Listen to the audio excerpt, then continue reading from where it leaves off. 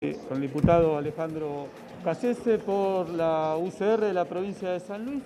A ver, diputado, usted presentó fue el primer proyecto que presentó para la modalidad de funcionar así en forma virtual en el Congreso. La primera sesión en la historia. ¿Cómo la está viviendo? ¿Cuáles son las primeras sensaciones de este hecho histórico? Así es, la verdad que tengo satisfacción de ver que ha llegado esto a hacerse realidad. El día 25 de marzo de este año, apenas 5 días dictado el aislamiento social preventivo y obligatorio, presenté el primer proyecto de Congreso Digital y de sesiones virtuales.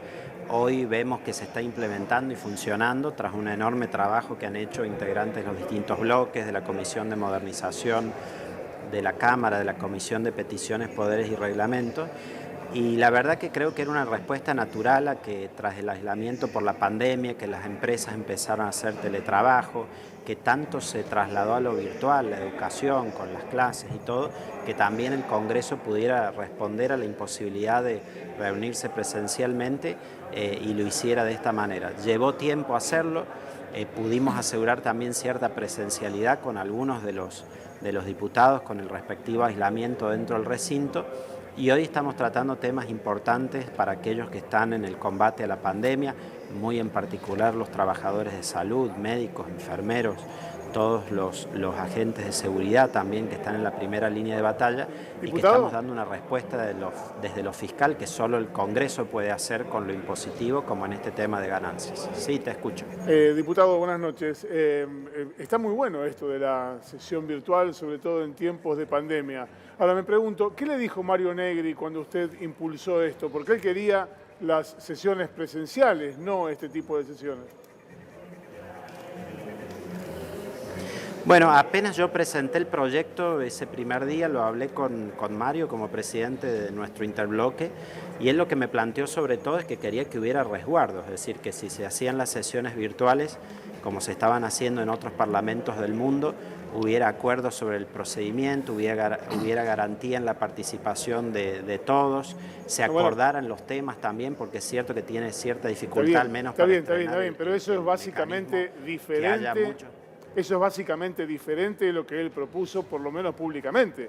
Él no pidió que hubiera sesiones virtuales con resguardo, pidió que hubiera sesiones presenciales, que es una cosa distinta. Bueno, sí, yo creo que en el fondo a todos los diputados les gusta el hecho de la sesión presencial y todos los preferimos, inclusive yo. Lo que creíamos es que ante la imposibilidad, al menos al comienzo, de reunirse presencialmente, porque con el aislamiento muchas actividades eran suspendidas, esta era la forma de poder sesionar. Y como te decía, lo que él me planteó es que hubiera garantías y seguridades. Esto se trabajó, creo que fue muy bueno el trabajo que hicieron mancomunadamente entre los distintos bloques para poder llegar a establecer un protocolo que básicamente ha establecido eso, que haya garantías para todos en la participación. Este es un protocolo que requirió las 3/4 partes de la Cámara para ser aprobado, fue lo primero que se puso a votación, es decir, realmente no fue una imposición de nadie, sino que fue algo recibido por todos los bloques, trabajado en común y que por supuesto también debo reconocer el presidente de la Cámara lo alentó, que también cuando hablé con él en el primer momento me dijo estoy totalmente de acuerdo, hay que hacerlo de esta manera y hoy lo estamos ya viviendo y el Congreso está dando respuestas durante la pandemia. Alejandro, buenas noches. Ana Cecilia te saluda. ¿Se puede decir entonces finalmente que fue con un saldo positivo esta sesión remota, mixta? Sí, yo creo que siempre lleva tiempo madurar las cosas en el Congreso. Hay cosas que son por ahí de sentido común, pero no se resuelven en un día porque, por supuesto, hay toda una tradición, hay una forma de funcionar, hay una disputa entre oficialismo y oposición que genera ciertas desconfianzas y miedos en que no haya abusos a partir del procedimiento. Muchas veces en la historia de nuestra Cámara ha habido picardías o abusos en el procedimiento parlamentario y si cambiamos a una entera modalidad distinta de sesionar como esta, el riesgo para eso estaba presente, pero por eso creo que se fue ganando confianza. En la primera semana nomás pasamos a una modalidad de trabajo conectado remoto, donde habilitamos la firma digital de los diputados, hicimos la presentación de los proyectos por vía digital, que antes no se hacía de esa manera, sino solo por mesa de entradas. Después pasamos a hacer las reuniones de comisión, se hicieron más de 20 reuniones de comisión con la presencia de funcionarios, con interacción, con preguntas, y todo esto creo que fueron pasos decisivos en ir construyendo confianza para que este sistema funcionara y que hoy podamos estar trabajando con un temario acordado. Sí, diputado Luis Aután lo saluda. Dijo la palabra clave, confianza. La pregunta es concreta.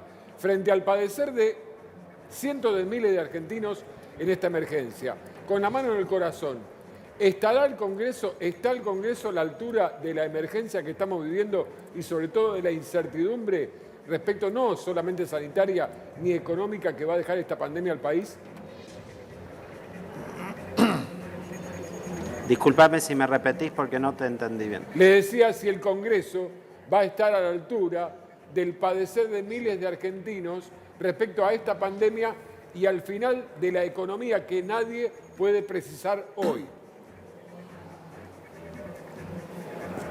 Bueno, el Congreso tiene que decididamente estar a la altura de las necesidades de los ciudadanos. Yo creo que lo que está ocurriendo hoy es un avance positivo en dar respuesta, por ejemplo, en el tema impositivo, que solo el Congreso puede hacerlo, porque no podría haber legislación tributaria dispuesta por el presidente, ni aún a través de decreto de necesidad y urgencia. Claro.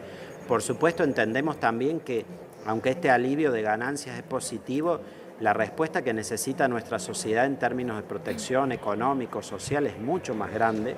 Nosotros tenemos dos grandes discusiones en el país, que una es sobre la estrategia sanitaria en sí, aunque en eso a grandes rasgos ha habido un acompañamiento por parte nuestra hacia lo que el gobierno ha marcado, pero después hay una discusión muy amplia en el campo de lo que es la protección económica y social, es decir, cómo ayudamos a nuestros ciudadanos a atravesar esta pandemia. Yo presenté también hace casi 60 días el proyecto de ingreso básico universal de emergencia, que después el gobierno implementó como ingreso familiar de emergencia. Bien. Esto lo digo en el sentido de que también muchos de los proyectos que los diputados han presentado, que han sido múltiples se han tenido en cuenta a lo largo de estas semanas, han sido considerados y tomados por el gobierno también. Qué bueno escucharlo decir esto. Qué bueno, perdón Alejandro, sí. Qué bueno escucharlo decir esto, porque ayer escuchábamos algunas voces de la oposición decir que el gobierno estaba concentrando la suma del poder público en la jefatura de gabinete, y usted lo que está diciendo es que se han tomado en consideración las iniciativas de la oposición para traducirlas en medidas concretas. Sí, de lo que nosotros hemos sido críticos en particular es del DNU 457, que es sobre la reasignación de partidas, lo cual hay que ponerlo también en contexto. La ley, a partir de la ley de emergencia, establecía que la reasignación fuera de un 7,5% total presupuestado. Todos entendemos que en razón de la pandemia hay que hacer reasignaciones, de que la lucha contra el coronavirus implica gastos. Lo que sí es el Congreso el que decide cuál es la política presupuestaria en un país que hoy no tiene presupuesto, y por eso consideramos que más que el presidente removerse los límites que el Congreso le ha impuesto por decreto y suspender la vigencia de la ley, lo que correspondería y lo que debiera hacer es enviar al Congreso una propuesta diciendo necesitamos reasignar tales gastos, disponiéndose a que sea controlado en eso, y estoy seguro que en eso la oposición estaría dispuesta a discutirlo y acompañaría. Me parece que tenemos que buscar acercar más posiciones, darle razonabilidad al debate público, y también es cierto que ahora de 22 decretos de necesidad de urgencia que se sometieron a consideración, de hecho la oposición acompañó 20 y 2 no acompañó, pero diputado, hay que tomarlo en el contexto general de lo que ocurrió, que en general ha sido de acompañamiento. Sí. Hay una cuestión práctica de por medio. Imagínese si para reunir a la Cámara, para aceptar la renuncia de 3 diputados y la jura de sus reemplazantes tuvieron más de 20 días, imagínense si eso mismo hubiera que hacer, esperar 20 días para reasignar una partida para salvarle la vida a un conjunto de contagiados de coronavirus. Hay una razón bastante plausible de necesidad y de urgencia para ese decreto. Bueno, en eso hay dos cosas. Una, que es responsabilidad nuestra, por supuesto, que es asegurar el funcionamiento, digo nuestra como cuerpo de oficialismo y oposición. Por ahí el oficialismo, teniendo mayoría, tiene la mayor responsabilidad, y por eso teníamos que asegurar inmediatamente el funcionamiento de esta Cámara. La otra tiene que ver con una cuestión de control. Vos viste que han pasado gastos también, como por ejemplo fueron los sobreprecios en las contrataciones que hizo el Ministerio de Desarrollo Social, o las mismas decisiones que se toman, por ejemplo, de ayuda a las empresas en más o menor medida o de ayuda social en más o menor medida, no es lo mismo que si lo hace una persona que si está enriquecido por el debate plural que nuestra Constitución requiere a partir del Congreso. La idea de la división de poderes de la República es eso, que todos los que representamos al pueblo, que hemos sido elegidos por él, estemos acá para discutir las medidas, en donde por supuesto sí tenés razón en que lo debemos hacer con celeridad, debemos estar dispuestos a trabajar a diario y estar acá presentes para dar esos debates. Quedó clarísimo, diputado. Muchísimas gracias por su tiempo. Facu Medina, gracias. En instantes regresamos con vos.